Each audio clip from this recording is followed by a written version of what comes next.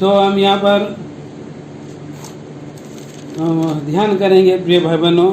यहाँ हमारा जो परमेश्वर है और अनंत परमेश्वर है। अनंत परमेश्वर सच्चा परमेश्वर है। और यहाँ लिखा है 27 पद में अनादि परमेश्वर।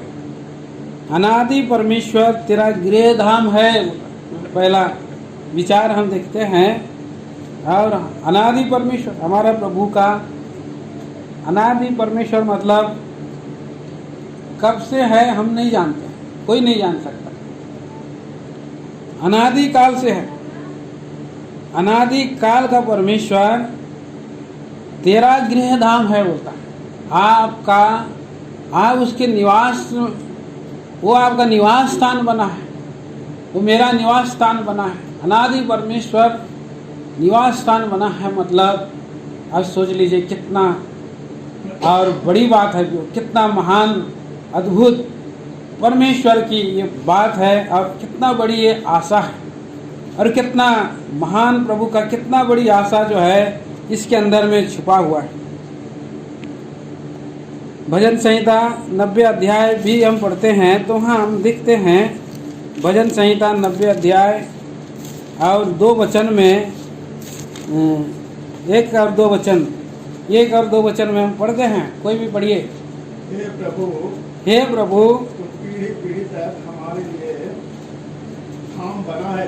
हाँ तो इससे पहले कि पहाड़ उत्पन्न हुए, हाँ या तो उन्हें पृथ्वी और जगत की रचना की, जी, परंतु अनादि काल से अनंत काल तक तू ही परमेश्वर है। तू ही परमेश्वर। परमेश्वर कौन सा है? अनादि काल से अनंत काल तक सच्चा परमेश्वर। अनादि काल से अनंत काल तक तू ही परमेश्वर है। ये पहाड़ उत्पन्न नहीं हुए, न पृथ्वी बनी, न जगत की रचना हुई थी। वो अनादि काल से अनंत काल तक है। तू ही परमेश्वर है और वही परमेश्वर हमारे लिए धाम बना है। पीढ़ी से पीढ़ी तक हमारे लिए धाम बना है।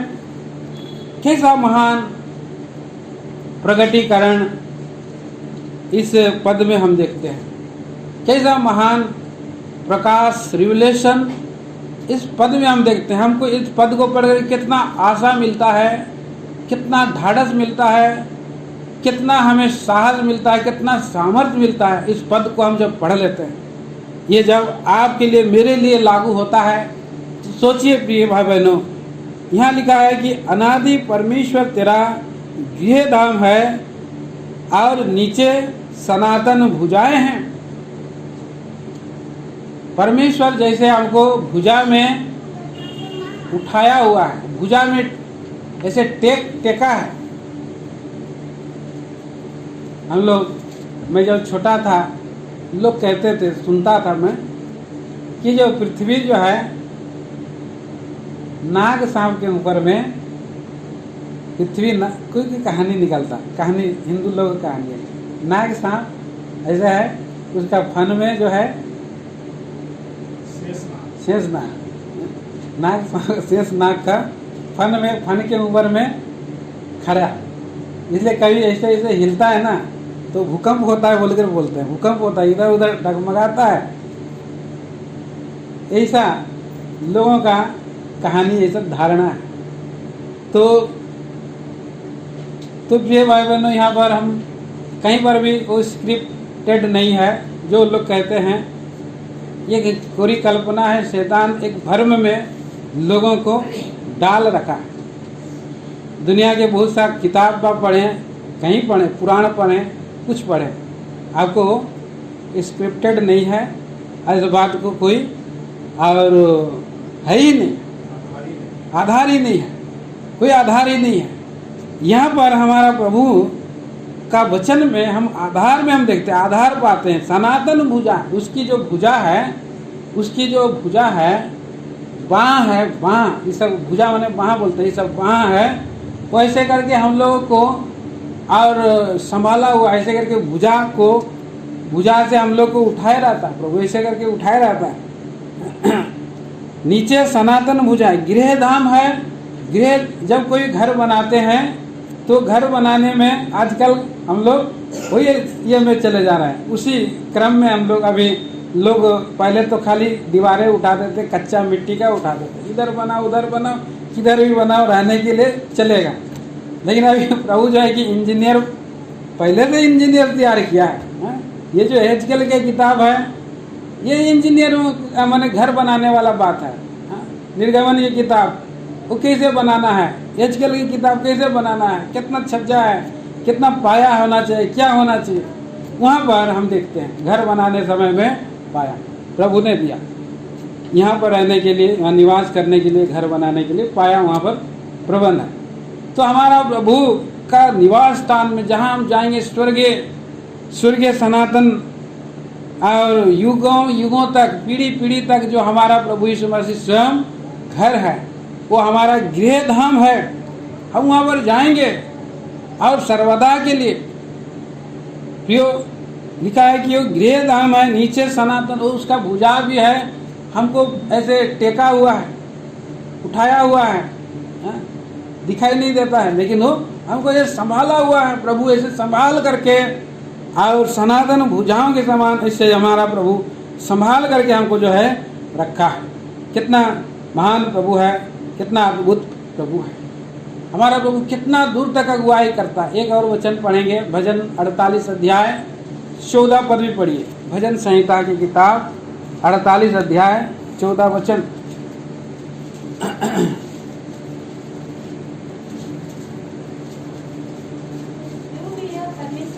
क्योंकि यह परमेश्वर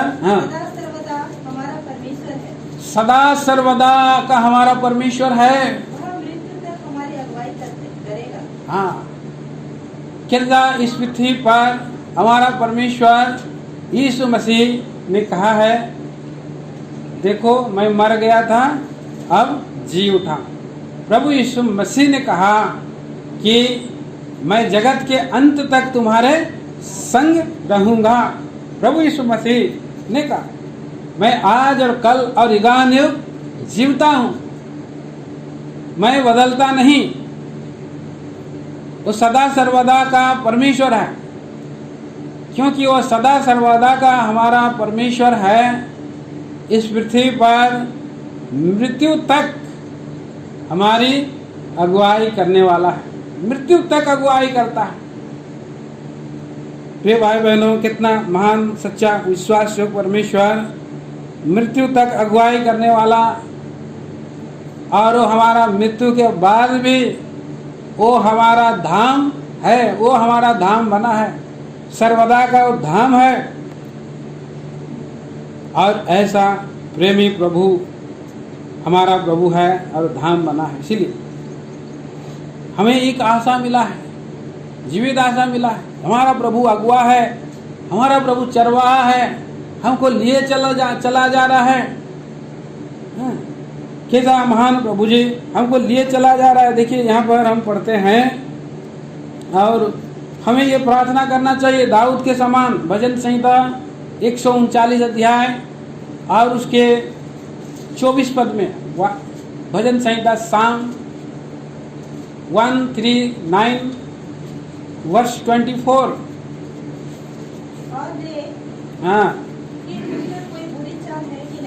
प्रभु के सामने में बोलना है, देख मुझ में इसे कोई बुरी चाल है कि नहीं, और अनंत के मार्ग में मेरे अगुवाई कर। हाँ, अनंत परमेश्वर, अनादि परमेश्वर, आप जो रास्ता में हमको ले जा रहे हैं वो अनंत काल का है और अनंत काल का गृह धाम में ले जा रहे हैं। इसलिए बुरी चाल अगर मेरे जीवन में है, अपवित्रता मेरे जीवन में है, भ्रष्टता और पाप अभिलाषा मेरे जीवन में है, तो प्रभु जी आप मुझको दया कीजिए। अगर मेरे अंदर में कोई बुरी चाल है तो उसको आप निकाल दीजिए, क्योंकि आप तो, आपका चाल सिद्ध है, आपकी गति सिद्ध है, तया हुआ है। आप सिद्ध और पवित्र सच्चा परमेश्वर है, और ऐसे सच्चे परमेश्वर का घर में जाऊंगा, उसके साथ रहूंगा। सच्चा परमेश्वर, अनादि परमेश्वर भला परमेश्वर के पास मैं रहूंगा तो मेरे अंदर में कोई ऐसा बुरी चाल या बुरी बात कोई भी है तो ये प्रार्थना करना है कि प्रभु जी मुझ में कोई बुरी चाल है तो उसको निकाल दे। मैं नहीं जानता हूँ मेरे अंदर में कितना और प्लस पॉइंट है, कितना माइनस पॉइंट है, कितना मेरे अंदर में और ओरिजिनल मटेरियल है और असली टिकाऊ वाला मटेरियल है जो आपके सामने में जब आप स्वयं आग है उसी आग के सामने में मैं जाऊंगा तो कितना मेरा बचेगा और कितना जल जाए। तो बहुत सा आदमी के अंदर में बहुत सा कुछ रहता है। तो एक और घर बनाते समय और पौलुस प्रेरित बोला कि मैंने और एक बुद्धिमान राजमिस्त्री के समान एक रद्दा रखा और कोई उसमें अपना वस्तु रखता है, कोई पत्थर रखता है, कोई काठ रखता है, कोई भूसा रखता है, कोई और कुछ रखता है, पर जो जलने वाला है वो जल जाएगा। मेरा अंदर में कौन सा मटेरियल है जो आपके सामने में बना रहे, बाकी जो है जलने वाला तो जल जाएगा।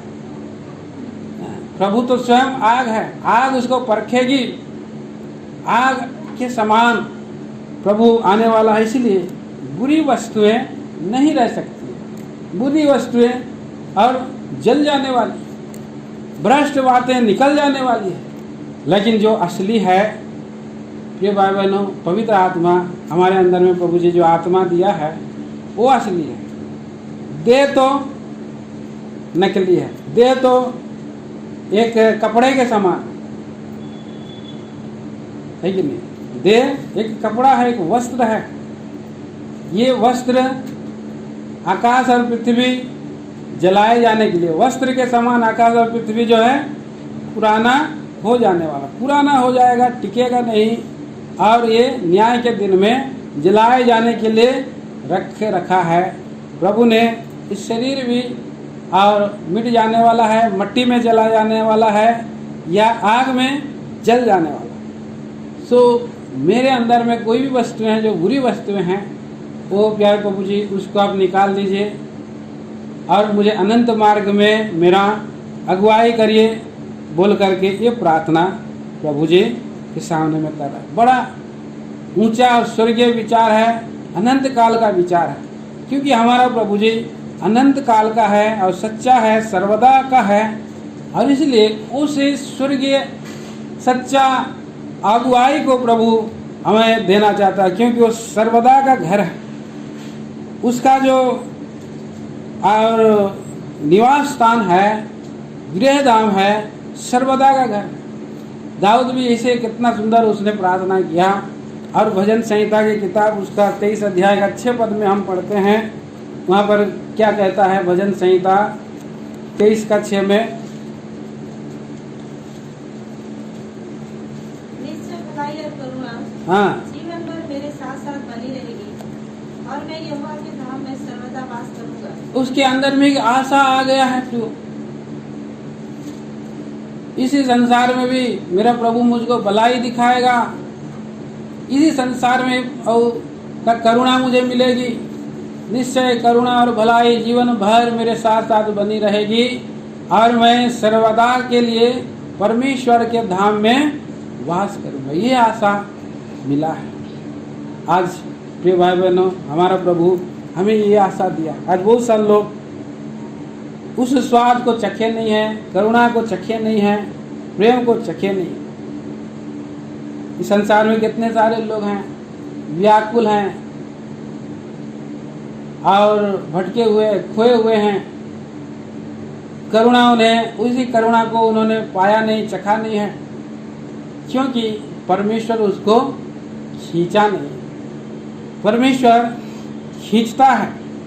परमेश्वर संसार में से हम लोगों को खींच लिया है। पढ़िए यूहन्ना सुसमाचार उसका 6 अध्याय का 44 वचन।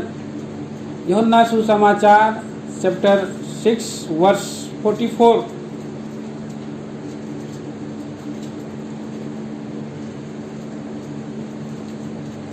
कोई मेरे पास नहीं आ सकता, कोई मेरे पास नहीं आ सकता जब तक पिता हाँ जिसने मुझे भेजा है उसे खींच ना ले, हाँ, और मैं उसे अंतिम दिन फिर जिला उठाऊंगा।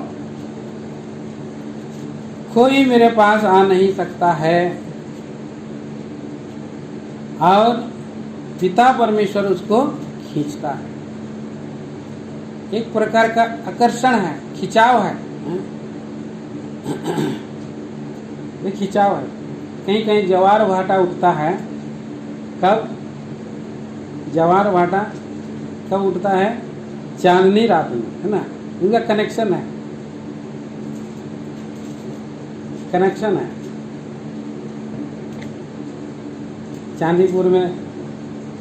चांदीपुर आप लोग गए होगा, हाँ, बहुत सारे लोग गया होगा। जब चांदनी रात के समय में ज़्यादा ऐसे सागर जो है कि हिलता है, पानी ऊपर जाता है, कि खिंचाव होता है, एक उधर से खींचता है, इधर खींचता है, इसलिए उठता है। तो प्रभु का वचन के अनुसार हमारा प्रभु भी ऐसे लोगों को ढूंढ रहा है, खोज रहा है। कौन सच्चा है? सच्चा परमेश्वर को जो खोजना चाहते हैं, वो उनको प्रभु मिल जाता है। प्रभु भी ढूंढ रहा है, पृथ्वी पर ढूंढ रहा है।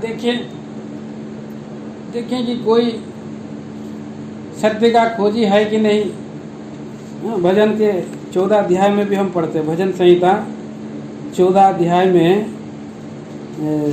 पढ़ते हैं। 14 अध्याय का 2 वचन मेरे ख्याल से।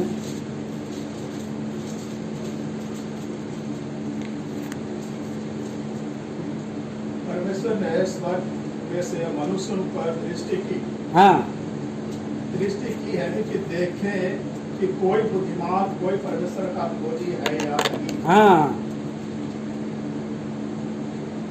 परमेश्वर स्वर्ग में से मनुष्यों को दृष्टि की कि देखे कि कोई बुद्धिमान, कोई परमेश्वर का खोजी है ही नहीं। परमेश्वर देख रहा है स्वर्ग से। परमेश्वर और स्वर्ग से लोगों को देखता है कि इस संसार में तो दुनिया के बातों पर बहुत मन लगाते हैं, धन के बात पर, परिवार के बात पर मन, और पैसा कैसे कमाएंगे, संसारिक बातों के ऊपर ही उनका लोग ऐसे घूमते ही रहता है। तो धर्म की बात हो गया और आध्यात्मिक बात हो गया, उनको कोई रुचि नहीं लेते हैं। कई बार माता पिता लोग कर रहे हैं तो हम लोग भी चलो कर लेंगे, फॉर्मेलिटी। वो लोग जा रहे हैं उधर दान कर रहे हैं, वहाँ गंगा नहा रहे नहाए, वहाँ पर कुछ चंदा डाल ले रहे हैं, ऐसा कोई मान ले रहा है, मूर्ति बना करके कोई मान ले रहा है। बस फॉर्मेलिटी में लोगों का गाड़ी चल रहा है। लेकिन हृदय से यहाँ से जो लोगों को जानने का जो इच्छा होता है, तो समझ में आना चाहिए ये दुनिया को किसने बनाया है। एक आदमी लोग बुद्धि नहीं लगाते, और दुनिया का कितना उनके पास नॉलेज है। उनके पास विज्ञान का नॉलेज है, गणित का नॉलेज है, हिस्ट्री का नॉलेज है, पढ़ाई का नॉलेज है, डॉक्टर का नॉलेज है, दुनिया का नॉलेज उनके पास है। वो लोग दुनिया का खोज खबर ले रहे हैं, और लोग दुनिया के इतना, अरे ये इतना इंटेलिजेंट है, इतना फर्स्ट मारता है, हर सब्जेक्ट में अच्छा लाता है, नंबर 1 लाता है, ये ज़्यादा बुद्धिमान व्यक्ति है। दुनिया के दस्तूर में, दुनिया के रिवाज में ये ज़्यादा बुद्धिमान है, ये सच्चा बुद्धिमान है। लेकिन जो परमेश्वर को ढूंढने वाले लोग हैं, परमेश्वर को जानने के लिए कोशिश करते हैं, कौन है भाई परमेश्वर, इतना देवी देवता है, यहाँ है वहाँ है, कौन है सच्चा बोल करके, कोई मूर्ख व्यक्ति के मन में भी ये आ सकता है, अनपढ़ व्यक्ति के मन में भी आ सकता है, आखिर है मुझे बनाने वाला कौन है, किसने बनाया। यही विचार मेरे अंदर में भी आया था। सबसे पहले जब भी धर्म की बात होता है, अध्यात्म की बात होता है, मैं सोचता था कौन है जो मुझे बनाया है, कहाँ है, कैसा है, ये कंफ्यूज हो जाता था। तो इसलिए इधर से उधर से मैं किताबों को मैं पढ़ने का एक प्रयत्न करता था, पुराण पढ़ा भी, कोशिश भी कर रहा था और ढूंढ रहा था मैं। तो आप संसार के दृष्टि में आप मूर्ख हैं, कौन सा बेकार के बातों में लोग माइंड खपा रहा है बोल करके लोग बोलते होंगे, क्या मेरे को मुझे एक होली का त्यौहार आता था तो वहाँ पर सब लोगों का कुछ ना कुछ उनका स्वभाव के बारे में लिखते थे। तो होली का त्यौहार आया था तो मैंने लिखा था रंजित पूजा ही सब कुछ है, क्योंकि मैं पुजारी करता था ना, तो पूजा ही सब कुछ है बोल के टाइटल दे दिया था। क्यों मैं मूर्ख, उनके दृष्टि में तो वही, ये तो मैंने जवान होकर के जवानी में एकदम पूरा पुजारी बन गया बोल करके ये तो मूर्ख व्यक्ति है, यही सोच करके वो लोग लिख दिया। अरे मेरे बारे में ऐसे लोग सोचते हैं, अच्छा अरे मैं क्या बोलूँगा, जो सोचने वाला सोचने दीजिए। मूर्ख व्यक्ति, उन लोगों के दृष्टि में तो मैं मूर्ख हूँ ही हैं। तो यहाँ पर लेकिन परमेश्वर क्या बोल रहा है, 2 पद में 14 का 2 में, परमेश्वर ने स्वर्ग में से मनुष्यों पर दृष्टि की कि देखे कि कोई बुद्धिमान, कोई परमेश्वर का खोजी है या नहीं। कौन है परमेश्वर को, कौन ढूंढना चाह रहा है, कौन है? तो परमेश्वर स्वर्ग से आज भी निहार रहा है, देख रहा है, मुझे ही निहार, सभी को जो जानना चाहता है, लोगों परमेश्वर को के पास आना चाहता है। एक अट्रैक्शन अंदर निकल रहा है, अंदर से निकल रहा है, अट्रैक्शन आ रहा है, एक तरंगे उठ रही है, आत्मा से एक तरंगे उठ रही है प्योर। तो परमेश्वर देख रहा है इसका मन कैसा है, और वहाँ से वो भी खींचने का कोशिश करता है। परमेश्वर भी जो है खींचने का कोशिश करता है। यहाँ पर लिखा है, और भजन संहिता 85 अध्याय में, भजन संहिता 85 अध्याय का 10 वचन में 11 वचन पढ़िए, 11 वचन। पृथ्वी में से सच्चाई उगती, पृथ्वी में से सच्चाई उगती, और स्वर्ग से धर्म झुकता है। हाँ, धर्म झुकता है। पृथ्वी में एक सच्चाई, सच्चा परमेश्वर तो कोई ना कोई है बोल करके एक मन में आता है, सच्चाई आता है। हाँ, और एक वचन है, यूहन्ना सुसमाचार 4 अध्याय और इसका 23 और 24 वचन में पढ़ते हैं। परंतु वह समय आता है, वरन अब भी है, जिसमें सच्चे भक्त पिता की आराधना आत्मा और सच्चाई से करेंगे, क्योंकि पिता अपने लिए ऐसे ही आराधकों को ढूंढता। सच्चे भक्तों को, फॉर्मेलिटी वाला नहीं, सच्चे भक्तों को परमेश्वर ढूंढ रहा। बस सब चल रहे हैं तो मैं भी चलूँगा, हाँ, जहाँ जा रहे हैं जाए। तो अंधा अंधे को रास्ता दिखा रहा है तो गड्ढे में ही गिरेगा। लेकिन सच्चा परमेश्वर कौन है बोल करके अगर कोई ढूंढेगा तो परमेश्वर भी ढूंढ रहा है उन लोग को, क्योंकि पिता अपने लिए ऐसे ही आराधकों को ढूंढ रहा है। एक मन में आना चाहिए, विचार आना चाहिए। तो आपके मन में विचार जरूर उठना चाहिए, हमारा परमेश्वर कौन है, कहाँ रहता है, क्या करता है। तो इसलिए हमने पढ़ा यूहन्ना सुसमाचार 6 का 44 में कि मेरे पास कोई नहीं आ सकता, मेरे पास कोई नहीं आ सकता जब तक मेरा पिता उसको खींच ना ले। जब तक वो खींच ना ले तो नहीं आ सकता। और परमेश्वर सच्चे लोगों को देख रहा है, सच्चाई से चलने का जो इच्छा करता है। मेरे जीवन में भी बहुत डर था, मैं डरता था। एक पहले का ज़माना में सहारा इंडिया भी बहुत चलता था। सहारा इंडिया में कंपनी में लोग आ करके चाईबासा टाटा नगर से कोऑर्डिनेटर और ये सब को बना रहे थे। मैं उनका ये पढ़ता था और बायलो उनका जो पढ़ता था कि ये जो फाउंडर कौन है और कैसे कैसे क्या होगा, ये पैसा हम लोग देंगे तो लोगों का डूब तो नहीं जाएगा, ये तो प्राइवेट कंपनी है, टिकेगा कि नहीं टिकेगा। एक अंदर में डर आता था कि इसका स्टेबिलिटी है कि भी नहीं है। अभी भी कहीं कहीं वो केस में फंसा हुआ है वो, है?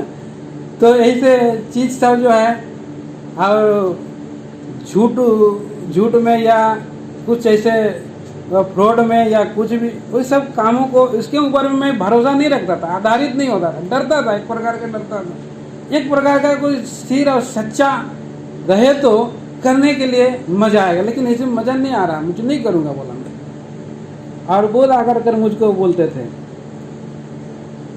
तो एक सच्चा स्थिर रहने वाला हमारा परमेश्वर जो सच्चाई चीज़ को जानने का, उसके ऊपर में बने रहने का कोशिश करते हैं, ऐसे लोगों को परमेश्वर जो है प्रेम करता है, आदर करता है और ढूंढता है भाई बहनों।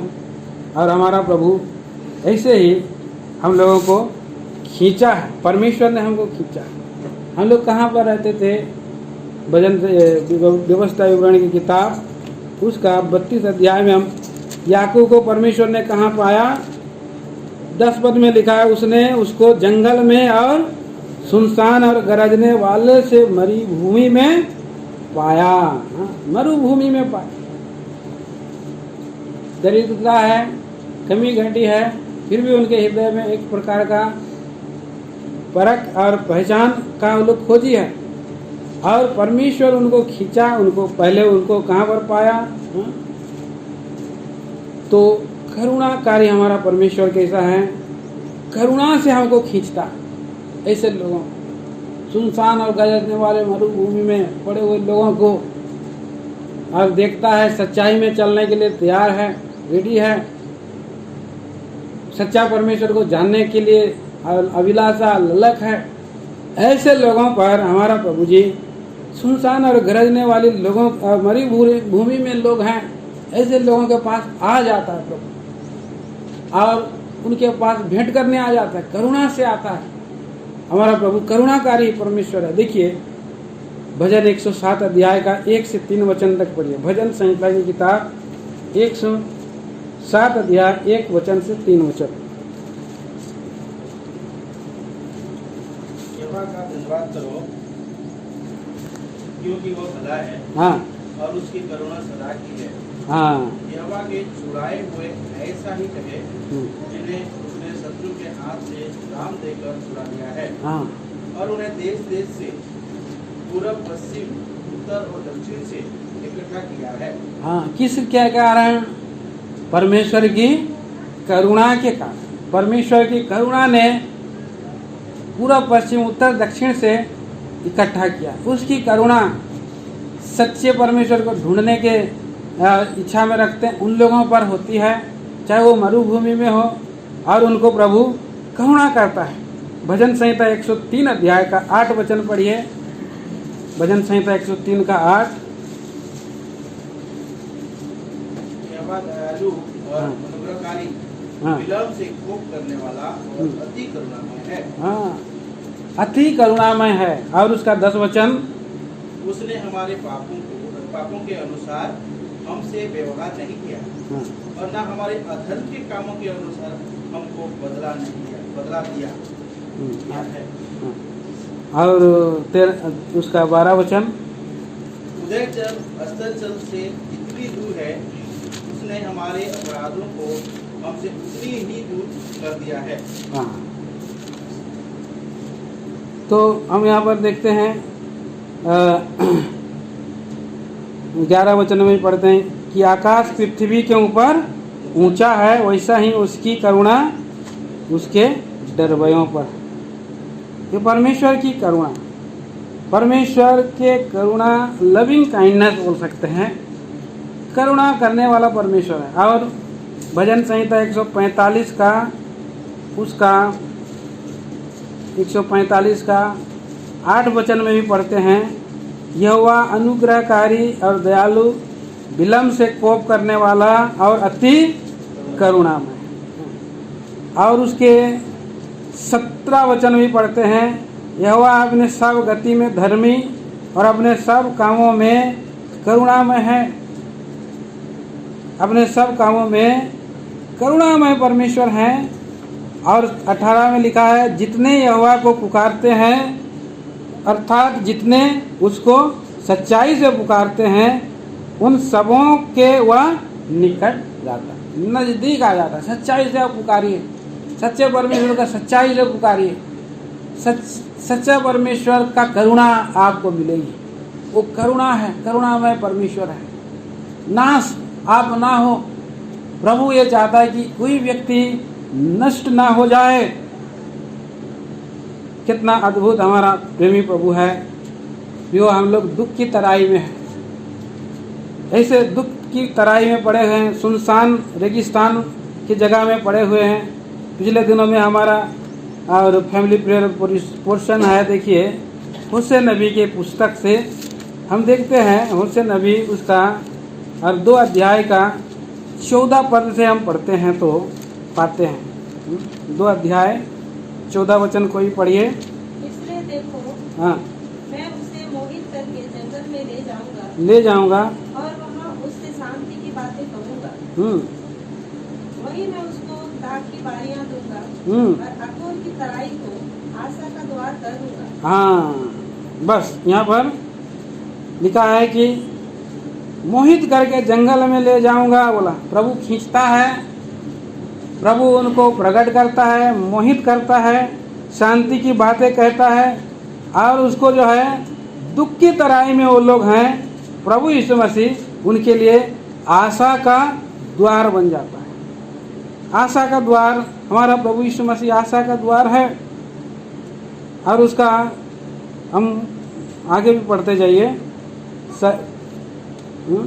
19 तक पढ़िए। वहीं मैं उसको दाख की बारियां दूंगा और अकोर की तराई को आशा का द्वार कर दूंगा, और वहाँ वह मुझसे ऐसे बातें कहेगी जैसे अपने जवानी के दिनों में अर्थात मिस्र देश से चले आने के समय कहती थी।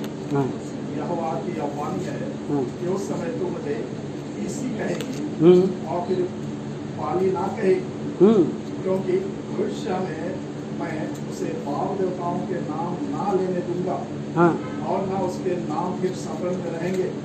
उस समय मैं उनके लिए वन पशुओं और आकाश के पक्षियों और भूमि पर के रेंगने वाले जंतुओं के साथ वाचा बांधूंगा और धनुष और तलवार तोड़कर युद्ध को उनके देश से दूर कर दूंगा, और ऐसा करूंगा कि वे लोग निडर सोया करेंगे।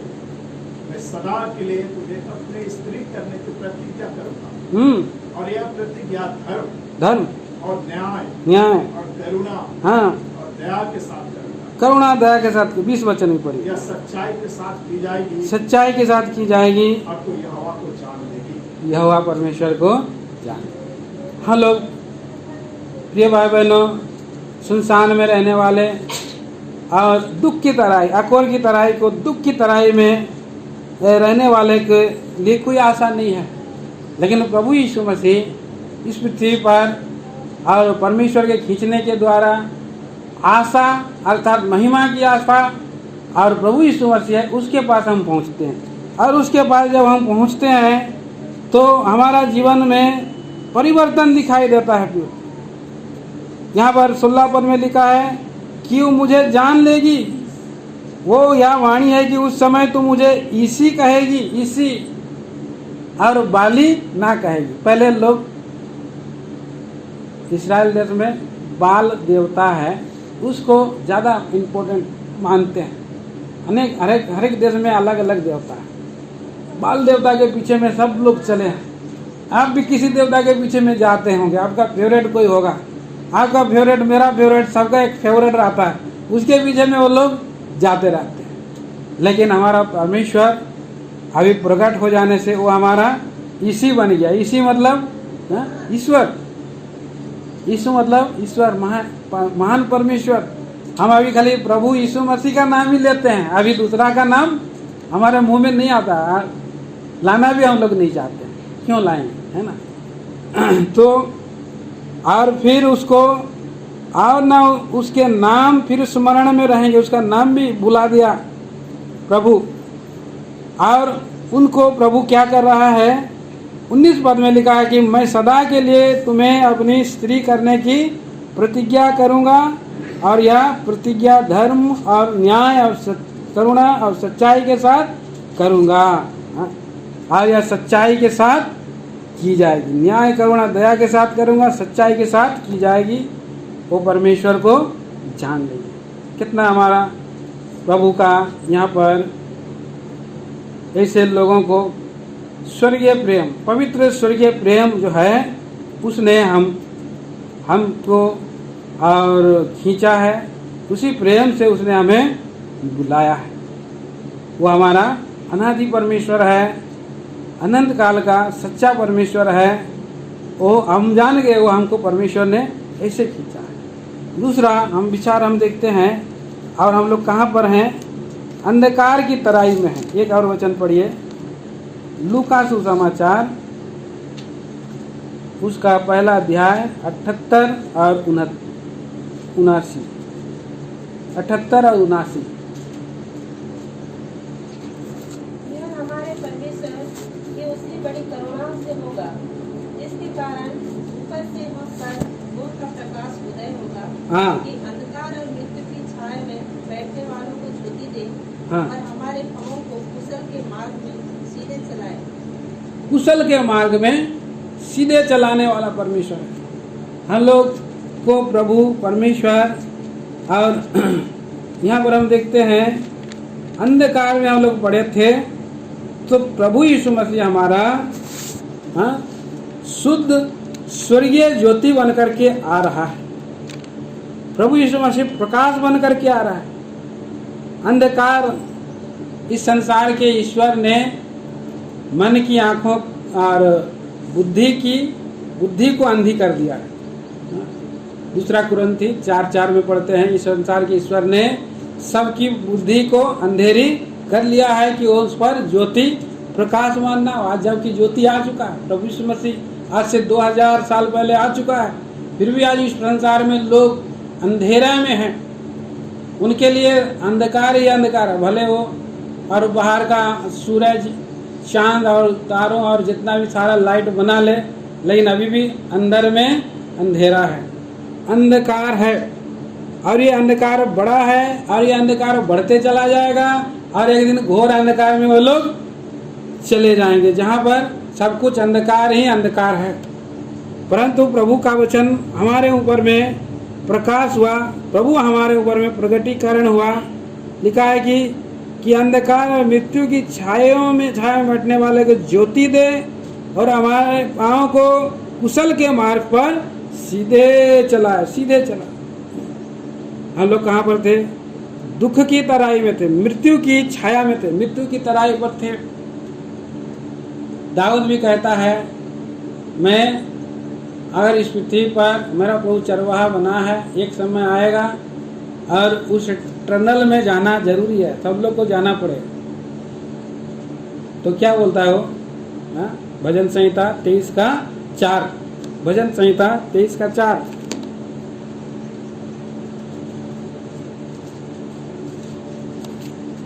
चाहे मैं घोर अंधकार से भरी हुई तराई में होकर चलूं, हाँ, तो भी हानि से न डरूंगा, क्योंकि तू मेरे साथ रहता है। तेरे सोटे और तेरे लाठी से मुझे शांति मिलती है। प्रभु का दाऊद बोल रहा है कि चाहे मैं घोर अंधकार की तराई, दुख की तराई, मृत्यु की तराई, वहाँ पर इंग्लिश में और डेथ ऑफ शैडो लिखा है, मृत्यु की तराई में होकर के भी जाऊंगा भी, तो प्रभु यीशु मसीह मेरा शुद्ध स्वर्गीय ज्योति है। और दुख के इस तराई में भी प्रभु मुझे, और वो मेरा सोता बनेगा, सोता बन जाएगा मेरा प्रभु, जीवन का सोता और ज्योति रूपी सोता बन जाएगा। व्यवस्था विवरण में हम पढ़ते हैं 33 अध्याय में लिखा है वहाँ, और 28 पद में लिखा है, 33 का 28।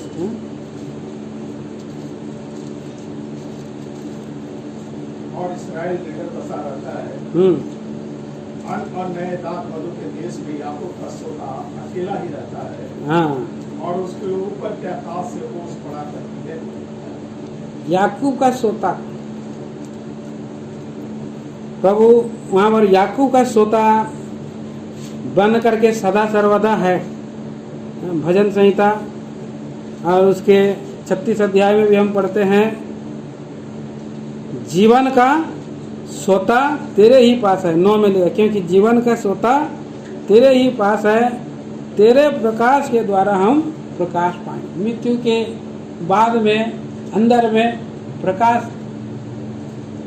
हमारा प्रभु यीशु मसीह ऐसा द्वार है, ऐसा गेट है उसी मृत्यु में अगर हम चले जाते हैं तो वहाँ पर अंदर में प्रकाश है। बहुत सारे लोग प्रभु को नहीं जानते, ग्रहण नहीं करते हैं, वे लोग का जीवन में उस गुफा में चले जाएंगे जहाँ घोर अंधकार है, अंधकार ही अंधकार है, घोर अंधकार है। लेकिन यहाँ पर प्रभु जीवन का सोता में हमें और बदल देता है। दुख की तराई में जाने वालों को जीवन का सोता मिल जाता है और सदा सर्वदा का जीवन वो पाते हैं। प्रिय भाई बहनों, कितना अद्भुत परमेश्वर हमारा, इसलिए अनादि परमेश्वर हमारा गृह धाम है। अनंत और सच्चा परमेश्वर हमारा अगुआ है, वो हमारी अगुवाई करने वाला प्रभु है। और भी हम पढ़ते हैं यशायाह नबी की किताब, और वो हमसे शांति की वाचा बनता है। स्वर्गीय प्रेम के कारण शांति की वाचा बनता है। देखिए 54 अध्याय का 4 वचन से पढ़ेंगे। पहले 10 पढ़ दीजिए। चाहे पहाड़ हट जाए, चाहे पहाड़ हट जाए और पहाड़ियां टल जाए, तो भी मेरी करुणा तुझ पर से कभी ना हटेगी। हाँ और मेरी शांतिदायक वाचा ना टलेगी। हाँ। यहोवा जो तुझ पर दया करता है उसका यही वचन है। परमेश्वर प्रभु यीशु मसीह में वो दया को हम पाते, शांति को हम पाते हैं। शांतिदायक हमसे वाचा बांधा है। मृत्यु के समय में लोग डरते रहते हैं, क्या होगा। प्रभु ने लोगों को कहा, और यूहन्ना 14 अध्याय का 27 पद में कहता है कि तुम्हारा मन व्याकुल ना डरे, मैं तुम्हें अपनी शांति दिए जाता हूँ, जैसा संसार देता है वैसा मैं नहीं देता। तुम्हारा मन व्याकुल ना। मृत्यु के समय में बहुत बड़ा ढाढ़स प्रभु अपने लोगों को देता है। और पहाड़ियाँ हट जाएगी, टल जाएगी, लेकिन मेरी करुणा तुझ पर से ना हटेगी और मेरी शांतिदायक वाचा नहीं टलेगी। तुझ पर दया करता है उसका यही वचन। एक समय वो परमेश्वर से, ये इस्राएली लोग दूर हो गए थे। परमेश्वर से अलग हो जाने से एक प्रकार का डर बने रहता है, क्या होगा क्या होगा।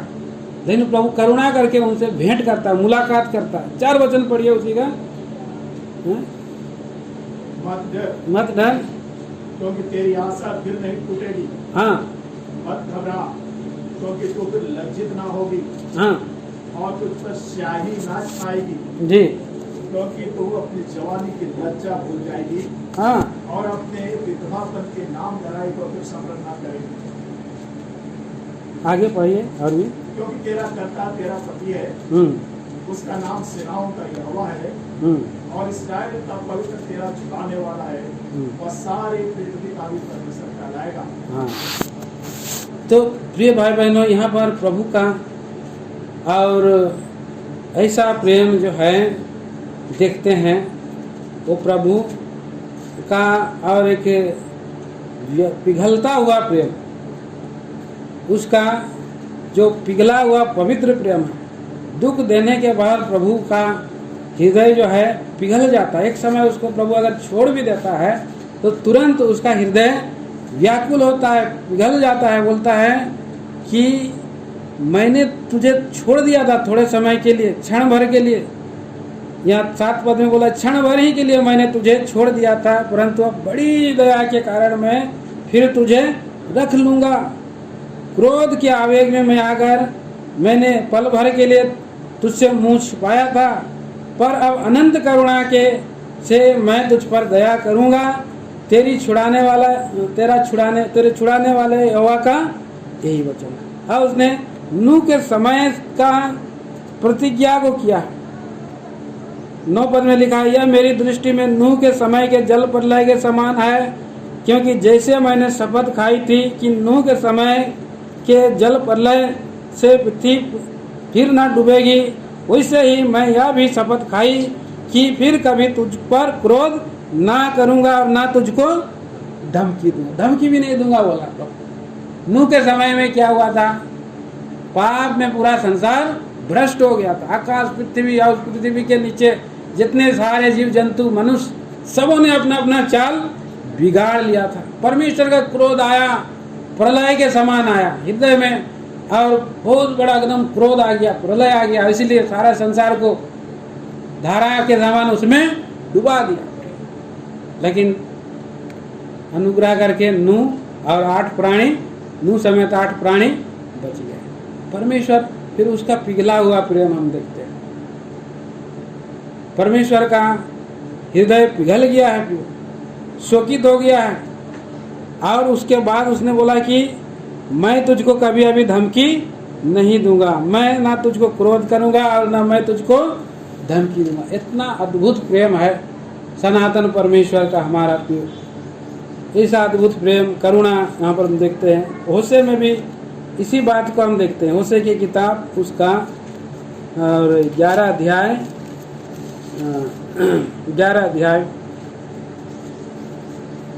और उसका 3 वचन से पढ़िए, 3 और 4 वचन पढ़िए। मैं ही ये प्रेम को पाँव चलाता था, हाँ, और उनको गोद में लिए फिरता था। हाँ, गोद में लिए फिरता था, परंतु वे न जानते थे कि उनका चंगा करने वाला मैं हूँ।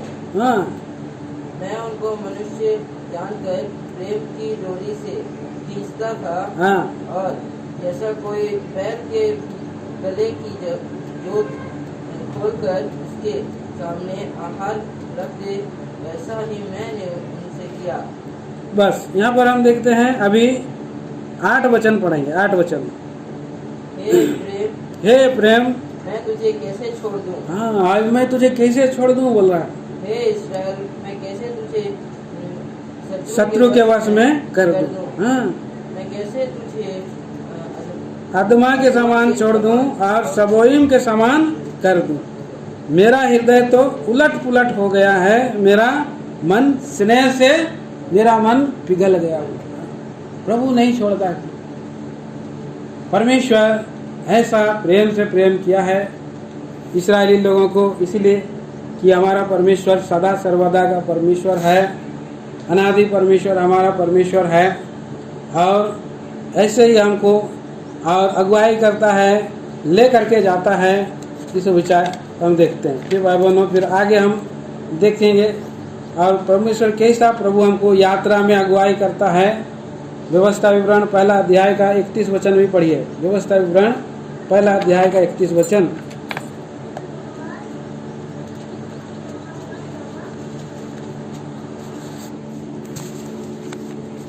फिर तुमने जंगल में भी देखा, हाँ, जिस कोई पुरुष अपने पुत्र को उठाए चलता है, जिस रीति पुरुष अपने पुत्र को उठाए चलता है, उसी रीति हमारा परमेश्वर यहोवा हमको इस स्थान पर पहुंचाने तक उस सारे मार्ग में जिसे हम आए हैं, हाँ, उठाए रहने वाला परमेश्वर है। जिस रीति से एक पिता अपना बेटा को जंगल में उठा करके ले करके जा रहा है, ऐसा ही हमारा प्रभु हमारे जीवन की यात्रा में हम लोगों को निरंतर उठाए रहता है। उठाते हुए आंख वार में लिए हुए वो चलने वाला प्रभु है।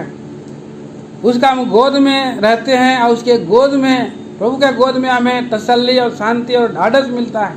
अभी भी हम लोग प्रभु का गोद में है प्रियो, और हमारा प्रभु जी ऐसा हमको जो है कि ले करके आया है। कितना अद्भुत हमारा महान परमेश्वर है। हमारा सूखा जीवन को प्रभु क्या करता है, बदल देता है।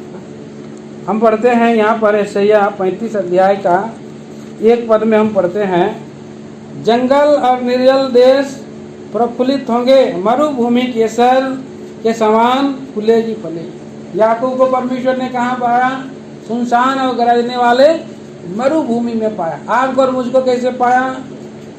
जंगल में और निर्जल देश में, मरुभूमि में परमेश्वर ने पाया।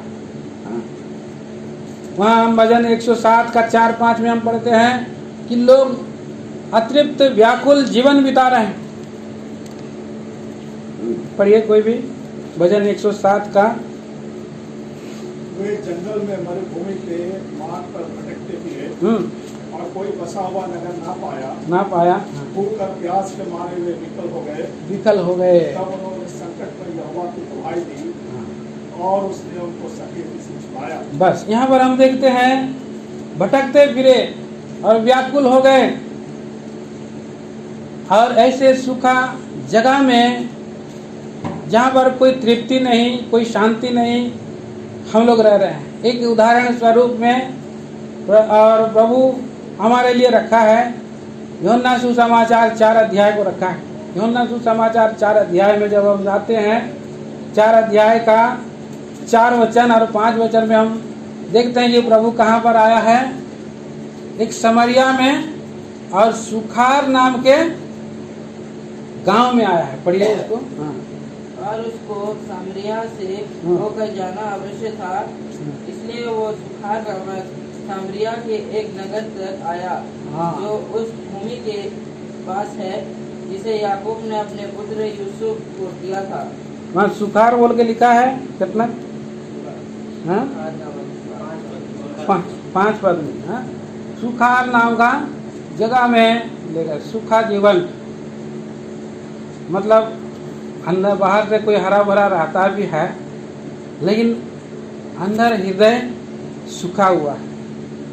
उस स्त्री का, सुखार नाम के जगह में उस स्त्री का हृदय सूखा हुआ है। बहुत लोग बाहर से इतना हरियाली लगता है, लेकिन उसका हृदय में सूखापन है। वो स्त्री सुबह नहीं जाती है पानी, उसके पास पानी भरने के लिए घड़ा भी है, अच्छा सुंदर कलर वाला घड़ा भी हो सकता है, और वो पानी तो भर रही है, पिला रही है, कपड़ा धो रही है, नहलाने के लिए है, सब है, कुआं से निकाल रहा है, लेकिन हृदय अभी भी सूखा हुआ है। सूखा जीवन है। प्रिय भाई बहनों, सूखा जीवन को हमारा प्रभु बदलने वाला प्रभु है।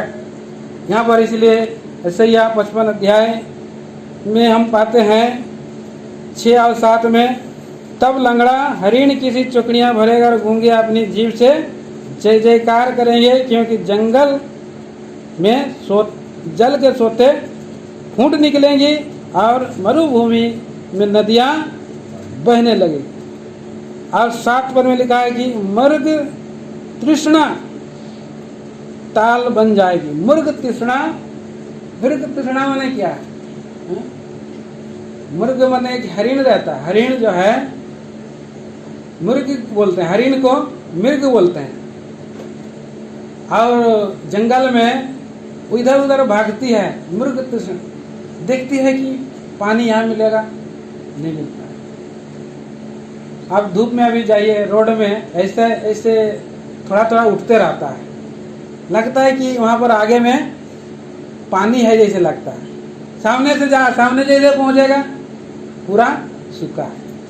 इसे ही हमारा जीवन में भी वहाँ पर हमको तृप्ति मिलेगा, उस वस्तु में तृप्ति मिलेगा, उस वस्तु में हमें शांति मिलेगा, इससे मुझे तृप्ति मिलेगा, उससे तृप्ति मिलेगा, उससे शांति मिलेगा, लेकिन शांति कहीं नहीं।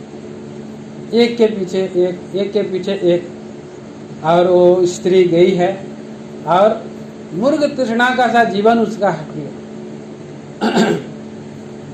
उसमें कोई भी और तृप्ति नहीं है, लेकिन लिखा है कि मृग तृष्णा ताल बन जाएगी, सूखी भूमि में सोते फूटेंगे। क्या अद्भुत परमेश्वर का और ये आशा हम देखते हैं, परमेश्वर का भरोसा आशा देखते हैं, प्रभु के पास ये तृप्ति और शांति देखते हैं। अब यहाँ पर लिखा है 10 पद में, 35 का 10 में लिखा है, यहोवा के छुड़ाए हुए लोग लौट कर जय जयकार करते हुए सियोन में आएंगे और उनके सिर पर सदा का आनंद होगा। वे हर्ष और आनंद पाएंगे, शोक और लंबी सांस का लेना जाता रहेगा। प्यास के मारे शोक से पड़े हैं, अतृप्त हैं, लंबी सांसें आ रही है, लेकिन अभी प्रभु ने उनको तृप्ति दे दी। उसने घड़ा को छोड़ करके भागी, अरे मुझे तो सच्चा तृप्ति प्रभु यीशु मसीह ने दे दिया। मेरे हृदय इतना दिन से सूखा था, इतना साल से सूखा था, लेकिन मेरे हृदय में प्रभु ने जीवन का सोता डाल दिया है। उस स्त्री ने बोला कि प्रभु ने बोला कि तेरे हृदय से जीवन का सोता बह निकले। जीवन का सोता बहने का आशा हमारा प्रभु हमको दिया है और बहते जा रहा है प्रियो। अभी साल और एक कैलेंडर में है, जहाँ जहाँ वो पानी जाएगा वहाँ वहाँ के लोग, वहाँ जंतु जिएंगे, एक और कैलेंडर में है। तो प्रभु का वचन जल के समान है, जीवन के समान है, जहाँ जाता है लोग जीते हैं। बहुत अद्भुत हमारा सच्चा परमेश्वर है ये भाई बहनों, क्योंकि हमारा परमेश्वर हमारा ऐसा सच्चा परमेश्वर है। और आइए फर्क से हम इसलिए हम पढ़ते हैं, आखिरी में एक वचन को पढ़ेंगे, व्यवस्था विवरण की किताब उसका 33 अध्याय 27 वचन 7 में फिर पढ़ देंगे, फिर से पढ़ेंगे, 7 में पढ़ेंगे। अनादि परमेश्वर तेरा ये धाम है और नीचे सनातन भुजाएं हैं। वह शत्रुओं को तेरे सामने से निकाल देता और कहता है उसका सत्यानाश कर दे।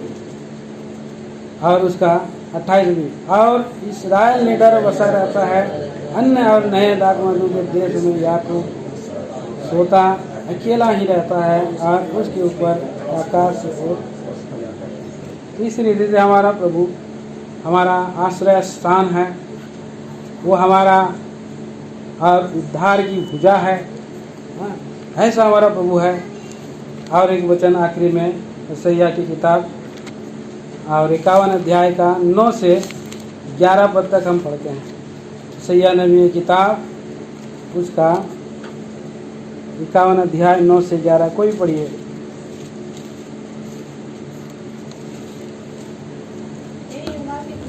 हाँ, जाग जाग जैसे प्राचीन काल में और बीती हुई पीढ़ियों में, वैसे ही अब भी जाग। क्या तू वही नहीं है जिसने रहब को टुकड़े टुकड़े किया था? हाँ, जिसने अजगर को छेदा? क्या तू वही नहीं जिसने समुद्र को अर्थात गहरे सागर के जल को सुखा डाला? हाँ, उसकी गहराई में अपने चुराए हुए के लिए पार जाने के मार्ग निकाला। हाँ, के छुड़ाए हुए लोग लौट कर जयकार करते हुए सियोन में आएंगे।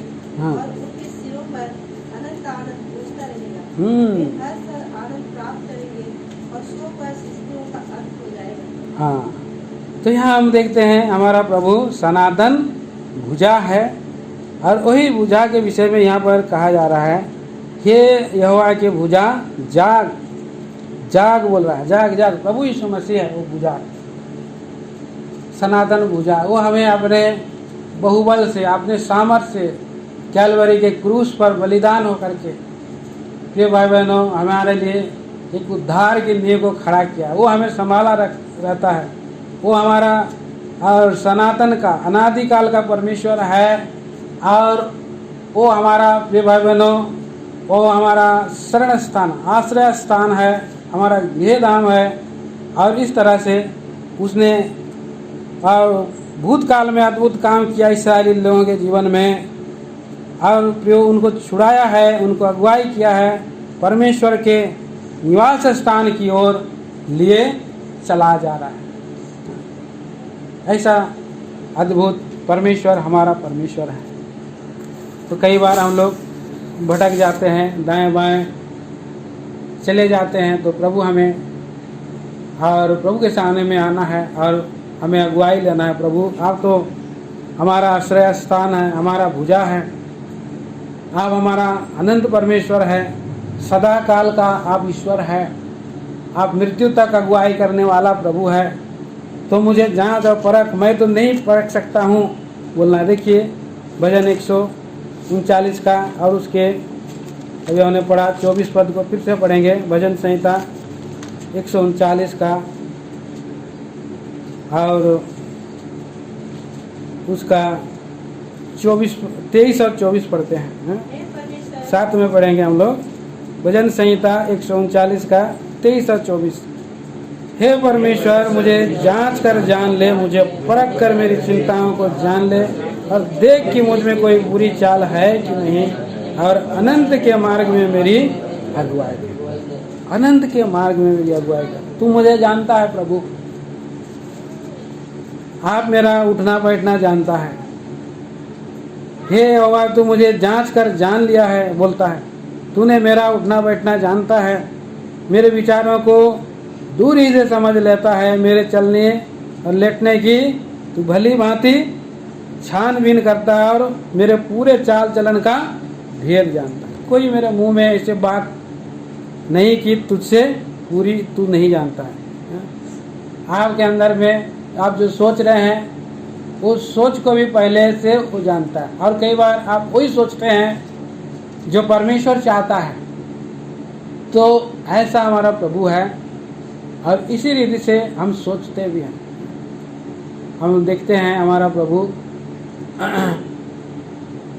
ये समौन को आज सोचने में मजबूर किया। समौन जो बूढ़ा समौन था कि यीशु मसीह का माता पिता मंदिर में गया, तो उसको प्रभु ने ऐसे विचार डाला, सोच डाला कि जाओ मैं भी मंदिर में जाता हूँ। तो कई बार हमारा प्रभु के हाथ में, उसके आत्मा के हम जब अधीन हो जाते हैं तो हमारा प्रभु भी हमारे अंदर में वो विचार डालता है। हाँ, यही बात को हम बोलते हैं। यही बात को यहाँ पर बोला है कि मेरी चिंताओं को जान ले और मुझ में बुरी चाल है तो उसको निकाल दे और अनंत के मार्ग में मेरी अगुवाई। आप मुझे वही विचार दे, वही सोच दे जो आप चाहता है, और ताकि आपका महिमा के लिए मैं जीवित रहूं। तो भाई बहनों, इसलिए आइए हम लोग अपने आप को जांचेंगे, ठीक परखेंगे। हाँ प्रभु जी, आप मुझे ऐसे चलाइए, आप मुझे जांचिए, परखिए, और हम अपने आप को भी जांचते हुए पाए जाएंगे। आइए हम एक वचन पढ़ेंगे, पहला कुरिन्थियों की पत्री और 11 अध्याय और 28 वचन साथ में पढ़ेंगे। इसलिए मनुष्य अपने आप को जांच ले, अभी सभी तुम से रोटी में से खाए